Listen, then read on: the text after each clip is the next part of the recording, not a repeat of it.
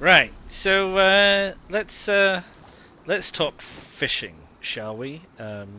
It's a bit stormy, so make it occasional bout of thunder. Now, there's three ways to fish, and two different types of body of water to fish in, and there are four different types of fish that you can catch. So this is a freshwater stream which is heading off down to the sea, which has got some reeds in it and everything else. That's all hunky dory. And here about my person, I have a fishing rod, and fishing rods are pretty great, and you can find fishing rods down by the coast and various other places like that, by boats, etc., etc. Um, they're all good, very handy. Take up a space of 10, weigh under a kilo. If you cannot get a fishing rod, you can make a fishing rod with one long stick and a piece of rope, and it takes up 9. So they're really easy to make. The downside being that you never get the rope back. There have been people saying, why can't we get the rope back off the fishing rod? But you can't get the rope back off the fishing rod. Once you've made it, and it's a fishing rod.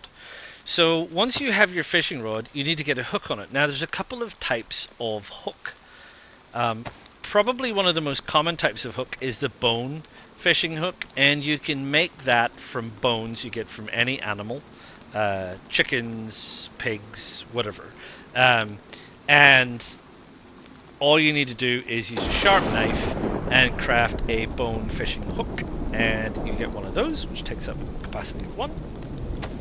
Or, if you're down by the coast again and you look around, you can get one of these things, which is an appropriate steel fishing hook.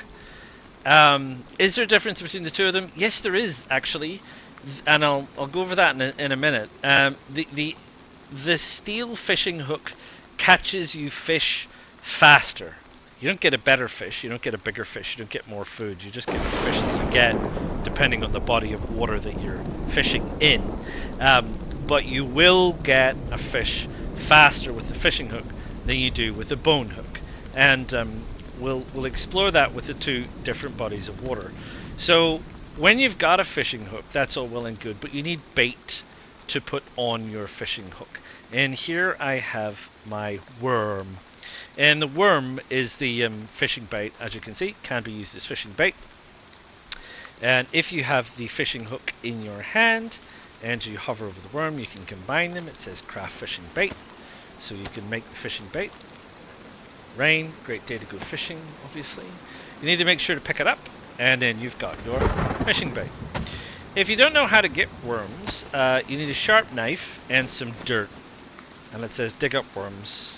It takes an age. It didn't used to take this long, but a couple of updates ago they made it half as fast, so it takes twice as long. Anyway, it's a bit of a pain, but you do get a worm. So you always get a worm, and in this case I'm going to attach it to my bone hook. So there you go, another fishing bait. Make sure you pick it up, don't wander off without it. Then what you need to do is you need to get your fishing rod in your hand, and you need to get whichever bait you're going to use, and I'm going to use the steel, and you combine them, and you now have down there, you can see you've got the fishing bait attached to the fishing rod. All you have to do to start fishing is approach your body of water until you get this sign that says start fishing. So I don't actually have to stand in the water, I just have to be near the water, so then you don't actually have to get your shoes wet. And you hold R2 to cycle through the fishing, and you'll get the little circle donut of time, and it will go round and round, and it may take one go, or it may take a good many goes. This is something that's going to change in the new map. I don't know if that means it's going to change for all maps. Presumably it is going to change for all maps, so this may become somewhat redundant. And blimey, this is taking an absolute age. It normally doesn't take this long with a fishing rod and a steel hook, but there you go. Just shows you what the RNG does for you. So anyway, this is the current method of fishing as it stands, and it seems to be taking an absolute age. Here we go. Keep holding it. Keep holding it. Keep holding it. Right. And now I have a set of wellies. That is not what I wanted. However, this is the reality of fishing, is that you don't always get fish. Let's try again, shall we? So we've got our bait, we've got our everything. I don't know if it really honestly matters, but I'm gonna go somewhere else up here, and we're gonna start fishing again, and we're gonna try again with the fishing.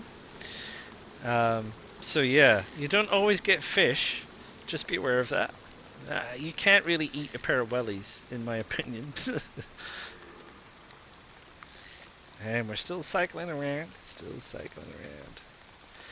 In terms of bodies of water that you can fish in, as far as I know, any.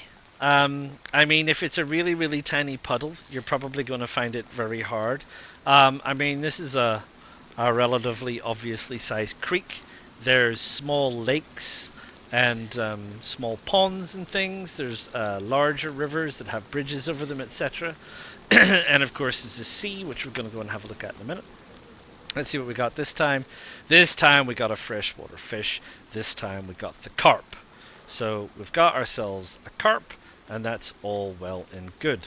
So what we're going to do is we're going to take our fishing rod and we're going to head down to the sea. Right, so here we are down at the sea. Now, the first thing is you can't dig for worms in the beach, okay?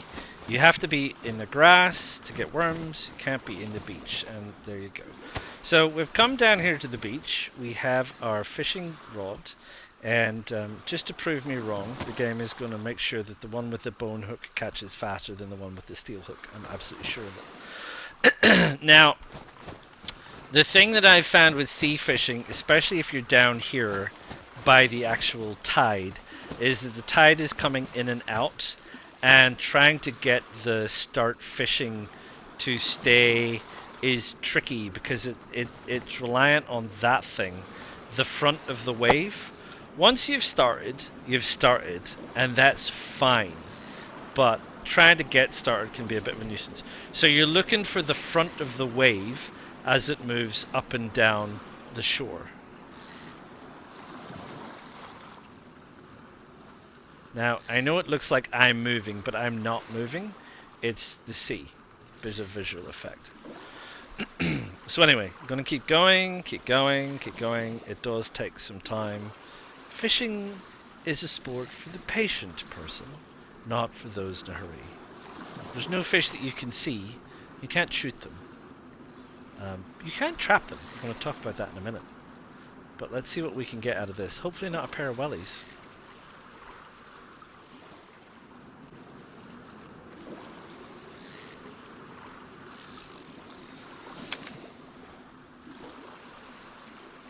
Well, there you go. Caught a mackerel, which is what you get out of the sea. So carp from freshwater, mackerel from seawater. And I don't mind telling you that felt like it took forever. I mean, it was about 2 minutes, but it felt like for absolute ever. So what we've got here is somewhere in here we've got a mackerel that I caught just now, and a mackerel that I caught earlier, and a carp. But that is not the only ways to fish. So I have actually previously done video on fishing traps, and I did on the small trap and the large trap, and I'm going to link those below. I'm not going to do them here because I've already done it in my DayZ Tips series. I'll give you a brief hint here. A bottle, if you take a standard plastic bottle with a knife, you can make what's called a small fish trap. And the small fish trap you take out, and it gives you the option to deploy it in the water, and you deploy it in the water and you add some bait to it, and if you can get it so that you don't end up falling foul of the tide. You don't want it to go too deep, because too deep in water, any water, and it will disappear. This is obviously giving me a bit of trouble because it's not quite deep enough. But if you go too deep, the object will disappear. So instead of being an efficient trap, it just ends up going away. And you need to bait it with a worm and that's it. And then eventually you'll get a fish out of that. You can do the same with some wire and some netting, and it'll craft a fish trap. But this will craft you a large fish trap. So the bottle over there will get you small fish. In the sea, it will get you sardines. In fresh water, it will get you what's called bitterlings. This is a large fish trap. So when you put this out in exactly the same way, and you find a place to put it, and you deploy it, and it stays in place, and you bait it, not quite far enough out, let's go a little bit further, it will catch you a large fish. So in the sea, it will catch you a mackerel, and in freshwater, it will catch you a carp. So I don't think I have a spare worm. Do I have a spare worm? Don't think I have a spare worm for this one. I have one on there, and you can't take it off once you've made it. So if I was to bait it, that would get me a mackerel, and the plastic bottle, which is over here, would get me some sardines. If we were in freshwater, so the freshwater is up there in the fog, the large trap would get you carp, and the small trap would get you bitterlings. So once you have got your fish, what do you need to do with it? Well, of course, you need to gut and prepare it, which involves a sharp knife, in this case a machete. And you always get the same amount from fish, so there's no change as far as I'm aware. So you always get 2 fillets, and you do the same with the carp.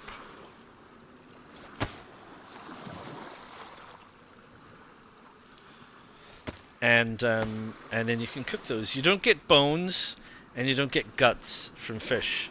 You just get fillets. So there you go, and there's the fillets for the carp. And then you can take those away and you can cook them, and you can have some really good eating, which is fantastic, because cooking is the last thing that I'm going to talk about, and we're going to go back and do that now. Right, well, welcome back. So now we've done a spot of hunting, and a spot of vegetable growing, and a spot of fishing. Some of these things can be eaten raw, and some of these things definitely cannot be eaten raw. And I have here a selection of cooking possibilities that you can build in game. Now, I will also note that this one, which is the stone circle fireplace, is just a small upgrade to your regular fireplace, which is here with a cooking tripod over it. You can put the cooking stand over a regular fireplace, and it's as simple as that. We have over here a fire barrel, and we have over here the rock oven, which is the Harrods version of the fireplace. All of these things come with a variety of pluses and minuses. Some of them, like the rock oven, have storage capacity in the bottom where you can put things, as you can with the fire barrel, noting that if you put things in the bottom of a fire barrel, they will become ruined and then they will despawn. You don't get such an option with the well, you do get such an option with the upgraded fireplace, but I don't believe you get the same option with the regular fireplace. Although, yeah, you do. Well, there you go. You've got storage capacity with all fireplaces. Who knew? So once you've crafted these things, you can cook with a variety of ways. Here I've got pots and pots and pots, and we'll cover the fire barrel in a minute because I need to light it first. So obviously the regular fireplace I'm not going to talk about because I think it's pretty easy. A couple of sticks and a bit of bark, and you can make yourself a fireplace, pop it down, and away you go. Once you've got it down, you can add various accoutrements to it. In this case, the cooking tripod, which then allows you to hang the cooking pot from it. In this place, we have the cooking stand, which is made from 2 short sticks and 1 long stick, and you craft that, and then you add it. There's nowhere that it shows you can do that. You just need to know that you can do that. Trust me, you can do that. 2 short sticks, 1 long stick, craft it, attach it to your fireplace, and there you go. The fire barrel is made by taking a regular barrel and any sharp implement, like a knife, You can use a hatchet, you can use screwdrivers, that kind of thing. You can craft it into a fire barrel. If you want to upgrade your fireplace here, you need to add some stones. 16 stones will get you this lovely little circle, or the same amount of stones will get you this rock oven. All fireplace can be lit in in a number of ways. Anything that makes fire. So, for example, here I have the Commoner Garden Fire Lighter. That will do the job. And I'm not going to go into too much detail with fireplaces. I've done fireplaces and cooking in DayZ Tips. I've also done cooking indoors, so I'm not going to cover that. Again, I'm going to link all of these previous videos together. Just a note on the fire barrel when you're lighting it. If you stand too close and you light it, when it is lit, you will find yourself inside the fire barrel. That would be a bad idea, because then you will take fire damage, and your shoes and possibly your pants will get ruined. I just got hurt from looking at the fire barrel. You can light the fireplace with matches, providing they're not damp. You can light them with a road flare. You can light them with the blowtorch, which is what I'm doing, which keeps it nice and simple. And that's all peachy keen. And there we go. So we now have a bunch of these fires all on the go, and that's grand. So some of these fires that's a dry cooking pot. This is currently a dry barrel. We can add up to 3 frying pans or cooking pots on the top, and we will put wherever the frying pan is, it's over there. We will put that on it. You can also put the food directly on top of the fire barrel by itself, so we've got a bit of fat there. We do have something in the frying pan, but you can't see it because the game mechanic doesn't let you see it. We'll put a bit of fruit in the dry cooking pot, so that will get roasted and dried. I got some meat here, so we can chuck some of that in. I got a bit of fish and various other bits and pieces. If I actually manage to get through all of this without ruining everything, that'll be fantastic. We have some meat there, which can go into this cooking pot, which has a little bit of water in it. So that will mean that this food will be boiled, not baked. And this one, again, you can put stuff directly onto, or you can put stuff in the cooking pot. In this place, it is close to the fence, so you need to be careful of that. But there you go. So meat, cooking pot. So there we go. Well, the fat's already done. That's done. That's done. That's done. The fat is done. The meat is now ruined. Took me too long.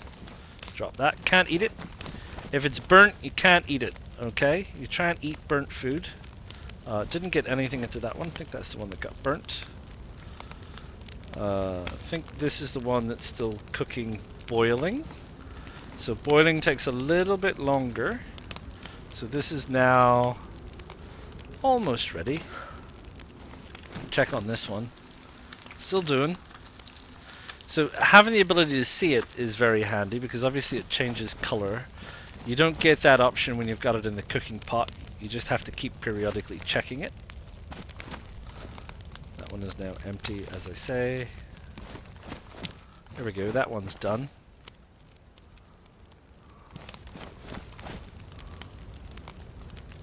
That one's boiled. That one is boiled. This will be the last one to be boiled. Thank you very much. This one going to take a little bit.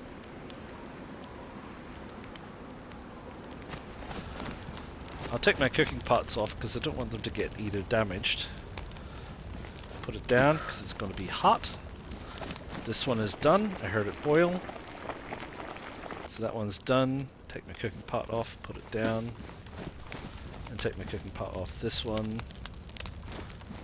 That's the one I've already got. Take my cooking pot off this one. And put it down because it's already taken a little bit of damage. Which is fine, because if your cooking pots take a bit of damage, you can repair them with your blowtorch. So your blowtorch, very handy. get you some nice. You can light fires with it, and you can also repair your stuff. So that's a bit of a whistle-stop tour around cooking things. And what do you get when you cook these things? Well, you get a number of different things. You get baked if you cook it dry. You can also get boiled if you cook it with water. And if it's fruit, which was the plum, which is up here, you can get it, well, in this case, burnt, but it should be dried. And if you're cooking it on the barrel, for example, you get another option, which, if I show you here with this fish fillet, is smoking. Now, if you wanted to dry meat or dry fish, which smoked fish is one of the best in terms of dried stuff, has an incredible longevity, and I'll be covering that in an infographic at the end, and it also has an awful lot of great nutrition. So this will go through, and then this will all be dried because I am putting it on the smoker. And that will take a little bit of time. So there's a number of cooking options that you've got. You've got the fire barrel, you've got the regular fire with the cooking stand, you've got the fireplace with the camping tripod, and you've got that. If you are out in the wilds and you have nothing but a fireplace, you will need yourself a long stick, which I don't have here, and you will sharpen a long stick, and then you can put your meat on the long stick and you can roast it in the fire. That is really your only option when you have that. Take my frying pan off because it's also looking to get a little bit ruined sitting on the fire. So if you're out in the wilds, your fireplace is going to be a sharp stick and you're going to be roasting it, and that is your only option. Like I've said, I've done an awful lot about cooking before, cooking indoors with various fireplaces and things, and I will link the videos below. But what we're going to move on to now, while I'm smoking this fish, is we're going to have a look at the infographics that are partially from Wobo's website, the Asmondian stuff, some things that I have created, and a collection of information I've got from the wiki and also from Nitno, in terms of how long this stuff lasts and the kind of nutrition you get out of that. And I'll be doing that next. Well, we started off way back when in part 1, and the first thing that we talked about was those kinds of things that you can pick up, i.e. the easily lootable items that you find in and around the houses and the towns and the villages and the cities when you start out and as you traverse through the map. And we recognized that there were an awful lot of small things, like the bag of salty sticks and the bag of crackers, the bag of chips and some Zucchini and things, that were relatively low nutrition, easily found, easy to carry, easily lugged around the map. We then had a look at the various things that might fall into the medium nutrition category, such as the pica that you have, such as the Zucchini chocolate and the brisket spread, canned sardines, liver pate, cat food and dog food, etc. Remembering, of course, that what we said about cat food and dog food was that you could eat it in small chunks, but it would be unwise to try and eat it all at one time. And we then moved on to some of the better nutritional items, like the rice, the larger canned goods, and various other bits and pieces, recognizing that, oddly enough, the unknown food can, other than the tactical bacon can, was one of the best foods that you could probably find, albeit again, with the unknown food, you had to eat it one bit at a time and bit slowly. We also talked about some of the jars of food, and particularly honey, and also the box of cereals is a bit of a surprise because they were both 1,000 energy, which is pretty good going. So basically, of all the picked up foods that you can get, tactical bacon, which is limited to the military areas, is the best, with honey, which you can pick up almost anywhere, the second best, and do not turn down the box of cereals or the unknown food can. One of the things that we didn't talk about, which I'm going to briefly talk about here, was soda cans. The hydration side of things, obviously, we know about water, and the water bottle in the canteen, which we mentioned, had the hydration of 1,000, given your hydration max of 5,000 in the top. But you often pick up soda cans in and around towns and villages, and for some strange reason, glass houses and polytunnels in particular seem to have an awful lot of them. They're 450 hydration a piece. So don't turn those down. 3 soda cans is a canteen and a half essentially. So it's the kind of thing that you definitely do not want to turn down. We then covered how to open cans, because obviously you find cans and that's all well and good, but if you don't have a Zans for cans, how are you going to open a can? Well, I had a look at some of the percentages in my travels and from opening various cans, and these are the kind of percentages of food that were left when you use those items. So you have can opener there, obviously being the best, pickaxe being the worst, and everything somewhere in between. You have knife, which is second best at 86, and yes, under the category of knife, stone knife works, and also cleaver. Cleaver passes as a knife under that knife category. Sickle, interestingly enough, does not, and it is slightly more akin to the hatchet or the splitting axe in that regard. But some of the other interesting things that you can open cans with is a sledgehammer. That's a bit messy. A shovel. I have no idea. A hoe, even worse, or a meat tenderizer. Um, anyway, any tools that you can find, you can open a can with. We then quickly moved on to the agriculture or gardening aspects of DayZ, and we talked about the kind of tools that you need to make gardens with hoes, shovels, and pickaxes, where you can make garden plots inside glass houses or polytunnels, or out around houses, or out in the fields, or anywhere else you can find a relatively flat spot. And we also talked about some of the differences in where you might find seeds, packet seeds, and the kinds of things you get out of packet seeds, bearing in mind that the damage condition of the packet affects how many viable seeds are actually in the packet, or from the fruit itself, raw, rotten, or dried, but not boiled or baked, and that's on the infographic above. We also talked about the germination times and the growth stages and the total time for maturity for harvest for the plants that you can grow, which are the zucchini, the tomato, the pepper, the pumpkin, and the potato, with the shortest being the zucchini, going through 4 growth stages, but very quickly, and the longest being the potato, which only goes through 3 growth stages after germination, but takes 1 hour. And we also noted that there is a difference between the kinds of yields that you get with non-composted straight into the ground or straight into the glasshouse dirt versus the use of the plant matter, which you get from harvesting waste vegetables that you grow, and the lime fertilizer and the kind of yields that you get from that. And obviously you can see there that the difference for the zucchini is very marked, from 1 non-fertilized all the way up to 5 with using lime, and the tomato non-fertilized 7, and lime up to 15. At the beginning of the second episode, we talked about fruit trees, the apple, pear, and the plum, and we talked about mushrooms and how easy they are to gather. But here we have the infographic, which is the collected information from Wobo and the wiki, which talk about the various types of energy and hydration that you get from the different cook states of all of the fruits and vegetables and mushrooms.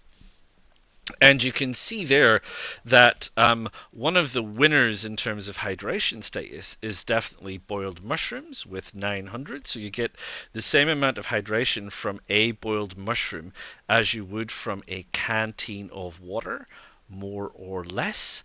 But in terms of energy potential that you would get, one of the best products that you can get is either the potato or the zucchini.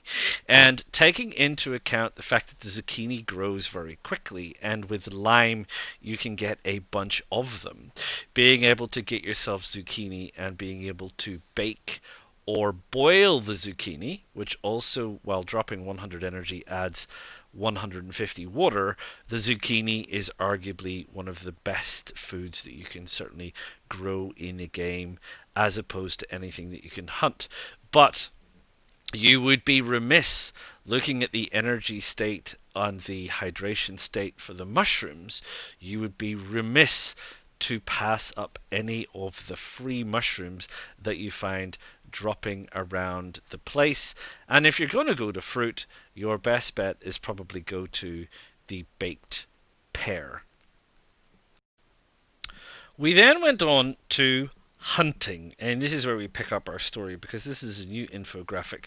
So these are all of the animals that you can hunt on land or trap on land, given that the hare is also down there, and the kinds of animals that you will be able to get. I had mistakenly said initially that the cow came in 2 variants, but it doesn't. It comes in 3 variants. So the bear is just a brown bear, no particular sex. The wolves come in a grey or a white variant. The red deer and the roe deer come in does and stags. The boar simply comes in brown. The cow comes in brown, spotted, and white, bull or cow. The sheep obviously comes in ram and ewe. The goat comes in black, brown, and white. I call them Billy and Nanny, but I think they call it a doe and something else in the game. The pig, I understand from my internet research, is an American landrace sow. The hare is just a brown asexual hare, and the chicken comes in at brown, not brow, spotted and white in the hens, and I believe it to be a well-summer rooster, but I could well be wrong. Now, after you track down and kill one of these creatures, or several, you obviously have to butcher them up, and this is the kind of meat yields that you get. Now, this is strictly limited to the steaks. I'm not going into the amount of guts, or the amount of fat, or the amount of bones, etc., etc. There are a variety, but I'm taking from this that we're talking about immediate food, which is the steaks. I do understand you can eat fat. There's always slightly less fat than there are steaks anyway. So this information comes from Nitno's Hunting Guide, like I said, which is going to be linked below, the DayZ Wiki, which is linked below, and LJS, which is myself, and my empirical evidence. Now, the bear at the top is very low, I think, because I didn't do a particularly good job of killing it, to be fair. And I did mention that the more bullets you use and the more damage the animal is when you kill it, the less steaks you get. However, in general, the wolf, the red deer, the roe deer, the boar, the cow, the sheep, the goat, the pig, they seem to be fairly consistent with both Nitno and the wiki. Where I have personally found a big difference, bearing in mind that those 2 sources are a little bit old now, is in particular the hare, which, as I said, always yielded 4 legs. Not 2 or 3 or 2, but always 4.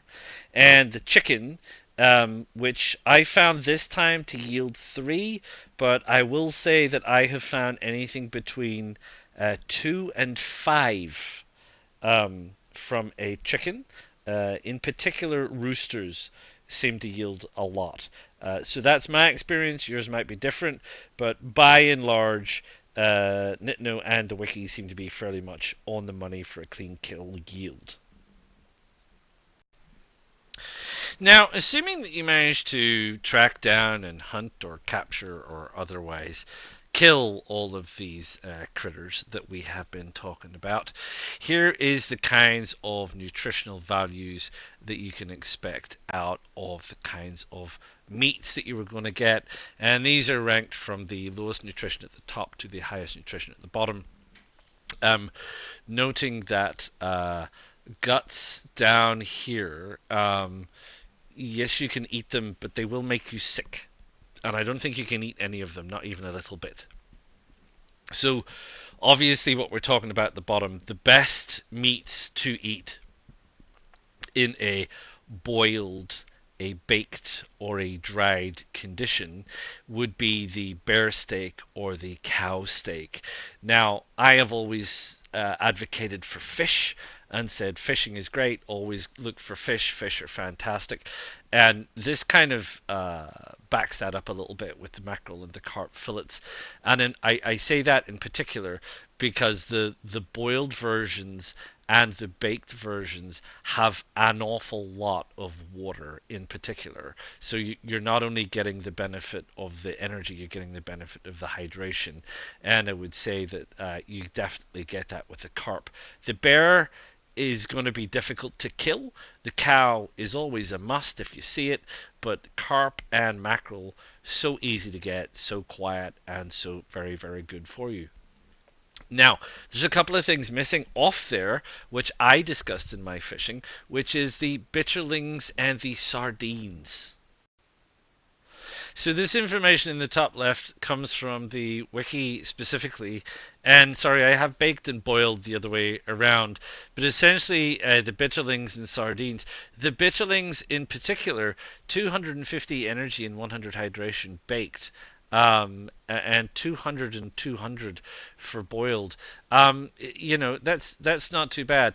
Slightly better than chicken, really, but not much. But I would say the problem you have with these is they're a little bit fiddly to get hold of. Easily done if you know how, but a little bit fiddly to get hold of. And the chicken is probably a million times quicker and easier, to be fair. Now, of course, nothing lasts forever. And anything that you grow, and anything that you hunt, or anything that you fish, or anything that you capture, has a finite period of time for which it will exist. So here we have some meat, and I think this applies to all meats, and I think it must also apply to fish as well. Raw meat decays. I think this must be in players is the yellow, and in external storage is the green. So it decays faster if you're carrying it around, pardon me, than if you leave it in something. So 2 hours and 6 hours for meat, 5 hours and 12 hours for fruit, veggies, and mushrooms, 20 hours for boiled, 72 in the ground, 14 for on your person for veggies, and 48 hours. If it is baked, 28 hours and 96 hours, and 20 and 72. And if it is dried, 56 and 192. So obviously, if you want to keep food for the longest period of time, you want to make sure that it is dried. Interestingly enough, dried mushrooms and dried fruit and dried veggies never decay. Which is interesting. So if you put all of those things together, what have we learnt? Well, one of the things we have learnt is that you should never turn down a tool because it opens a lot of cans. You should never turn down the unknown food can because you can always take a nibble from it if you haven't got any honey on the go. For the veggies, you should probably, if you can, grab yourself a packet of zucchini seeds, and the next time you pass a glass house in a town, drop a few zucchini seeds in, give them a sprinkle of water, run around the town, and by the time you get back, you've probably got a lovely crop of zucchini seeds, especially if you can pick up some lime along the way. If you're going to be doing any hunting, you should probably be doing some fishing, to be honest, but you should never turn down a cow. And if you're going to be carrying food around, you probably want to carry it around dried. Unless you think you're going to get through it because you've got a lot of activity going on, in which case you should probably boil it. You should never turn down a free mushroom in good condition, and you should probably boil them too. But if you want a stock of emergency rations, you wouldn't go wrong to pick up some dried fruit off the ground, dry some zucchini, or dry some mushrooms. Well, there you have it. That is the end of part 3, and that is the end of this technical series on all things food. I hope you found it enlightening and interesting, and maybe it shed a light on some things that you previously didn't know. It certainly opened my eyes to a few things once I got into the details and into the weeds in terms of some of the nutritional values and which was better and which was worse and which things grew faster and how to make them grow faster and various other bits and pieces like that. I mean, yield more because you can't make them grow faster. But it really probably reaffirmed some things that I already suspected. Um, I already knew that boiling was very good. I already knew that dried things lasted longer. I already knew from my experience that honey was awesome, and so were fish. And I've always advocated for fish for quite a long time now. I've said if you can get some fish because they're fantastic food and they keep you going for a very long time. So there's certainly a lot of things that I already knew, which is why I haven't struggled with food in a long, long time ever since I figured out some nuts and bolts and things. I'd obviously also like to thank all the various other creators whose various skills and talents and knowledge helped me along the way, such as Wobo, Always Streams, and Nitno, and of course Dumpgra, who's referenced by Always Streams, and the wiki, which is a bit out of date and not very useful, but occasionally it does have useful things in it that you can dip into and dip out of. My thanks, of course, to Quartermaster C Money, who helped me pull an awful lot of this stuff together as usual. And I hope it gives you some enlightenment and some thought and a different slant on how you might choose to do things.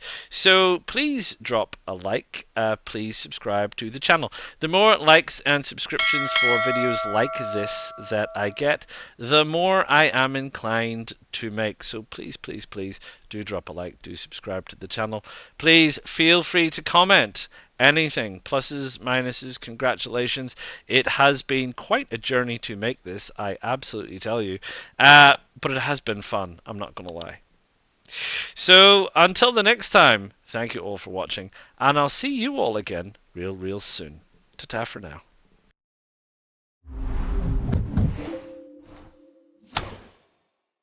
PlayStation